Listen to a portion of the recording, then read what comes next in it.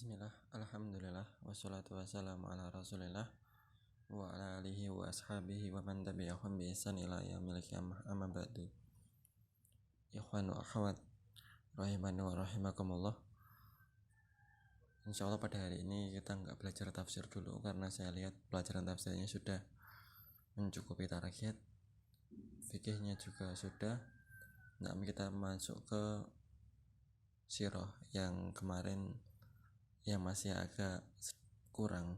Nah, insyaallah kita manfaatkan waktu kita ini untuk belajar sirah. Nah, yang kita sampai kepada gangguan kaum Quraisy terhadap kaum muslimin. Orang-orang Quraisy berputus asa atas apa yang menimpa mereka, atas apa perbuatan Muhammad SAW, yang Muhammad sendiri tidak mau untuk berhenti menyebarkan dakwah Islam, plus perlindungan dari Abu Thalib pamannya, sehingga orang-orang Quraisy dia sungkan untuk mengganggu, untuk mencegah Muhammad menebarkan Islam.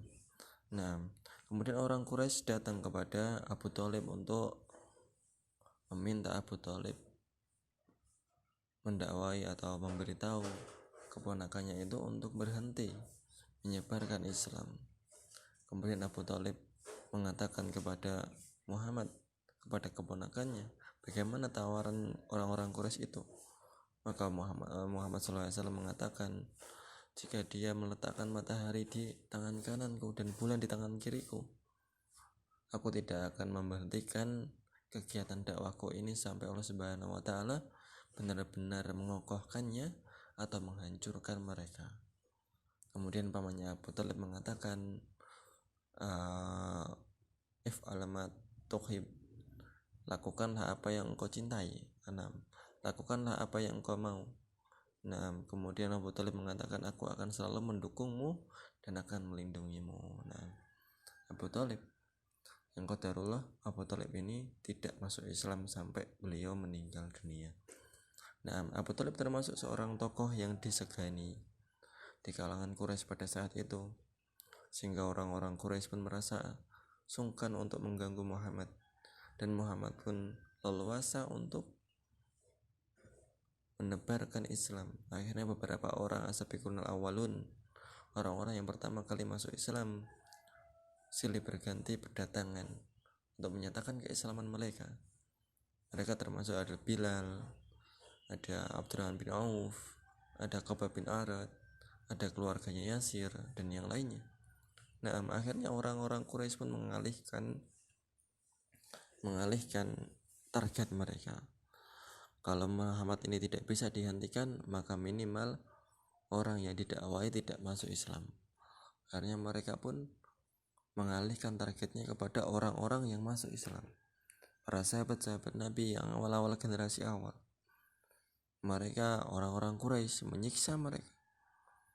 Nah, di sini disebutkan oleh penulis secara ringkas, di saat kaum Quraisy mulai putus asa dalam menghentikan dakwah Islam, maka mereka pun mengandalkan cara kerasan. Nah, di antaranya Ammar bin Yasir dan kedua orang tuanya, yaitu Yasir dan ibunya yang bernama Sumayyah.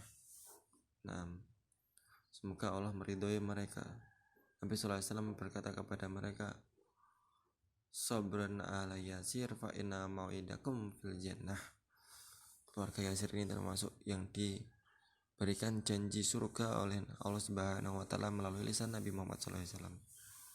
Ketika itu Abu Jahal di depan Sumayyah yang sedang disiksa, maka dibunuhlah Sumayyah oleh Abu Jahal.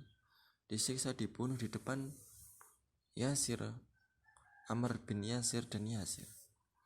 Nah, dan beliau menjadi orang yang pertama mati syahid dalam Islam, itu Sumayyah. Nah, dibunuh secara kejam, disiksa, dibunuh. Nah, kemudian ada juga Bilal bin Rabah radhiyallahu anhu. Saat itu dia masih budak. Dia saat itu menjadi budak dari Umayyah bin Khalaf. Nah, pedihnya siksaan yang ditimpakan kepadanya disertai disertai sengatan sinar matahari yang panas. Bilal ini ceritanya Bilal ini dijemur di padang pasir. Nah, kemudian lehernya ditali. Nah, kemudian dipukuli dengan tongkat. Setelah itu dia disuruh duduk di bawah terik matahari, dibiarkan kelaparan. Nah, dia kemudian ditelentangkan di padang pasir, di atas padang pasir Mekah. Nah, kemudian Umayyah meminta sebuah batu yang besar, lalu meletakkan batu yang panas tersebut karena apa? Karena terbakar matahari, ditempatkan di dadanya Bilal. Kemudian seraya mengatakan, nah, kamu tetap seperti ini hingga kamu mati atau mengingkari Muhammad dan menyembah Lata dan Uzza. Kemudian Bilal mengatakan ahadun ahad, Allah itu satu, Allah itu satu. Nah, kemudian Bilal terus disiksa karena dia seorang budak. Pada suatu hari Bilal bin Rabah, pada saat penyiksaan tersebut lewatlah Abu Bakar As-Siddiq. Nah, lalu Abu Bakar membeli Bilal dengan seorang pemuda berkulit hitam.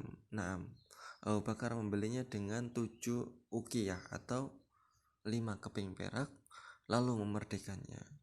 Abu Bakar mendatangi Uqbah, kemudian membeli Bilal, dan kemudian Bilal statusnya menjadi budaknya Abu Bakar. Tapi Abu Bakar As-Siddiq radhiyallahu anhu memerdekakan Bilal, dan Bilal pun bisa terbebas dari kekejamannya orang-orang yang menyiksa beliau. Nah, radhiyallahu anhu. Kemudian ada lagi tindakan keji kaum musyrikin kepada Nabi sallallahu alaihi wasallam.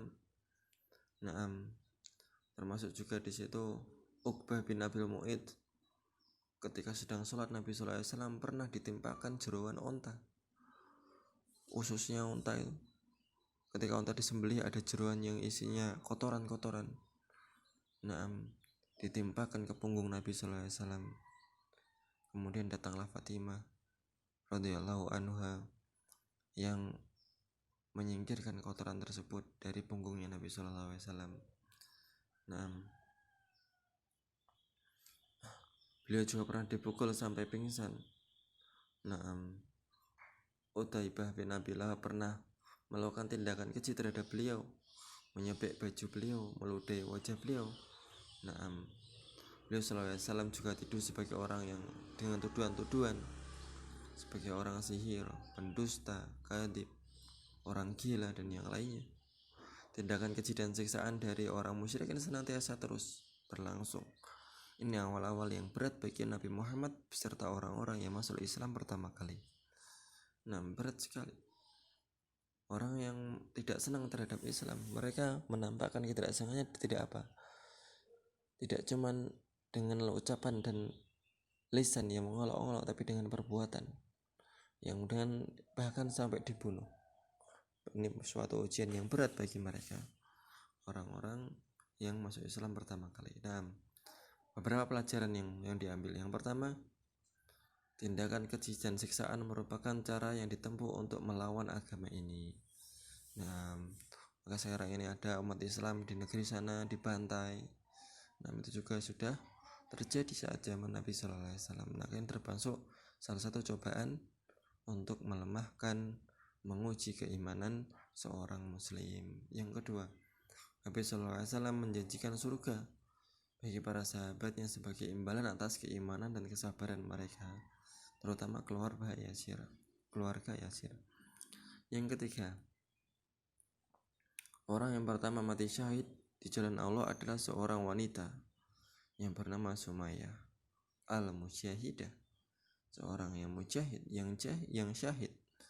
Nah, keutamaan Abu Bakar As-Siddiq, di mana beliau membeli budak-budak, kemudian beliau langsung memerdekakannya di jalan Allah Subhanahu wa taala. Yang kelima, Nabi Muhammad SAW merupakan orang yang mengalami tindakan keji. Nah, walaupun masih ada Abu Thalib, tapi tetap saja ketika tidak mungkin Abu Thalib mengawasi Nabi SAW 24 jam.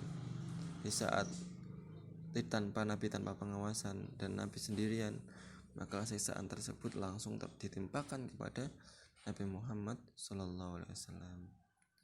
Nah, kemudian sampailah kepada tahun ketiga Hijriah. Setelah 3 tahun yang sangat berat itu, ada syariat hijrah. Nabi SAW diperintahkan Allah Subhanahu wa Ta'ala untuk hijrah menyeberangi lautan ke negeri Habasyah. Insyaallah akan kita lanjutkan di pertemuan selanjutnya. Qul qouli hadza subhanakallahumma bihamdika asyhadu an la ilaha illa anta astaghfiruka wa atubu ilaik. Assalamualaikum warahmatullahi wabarakatuh.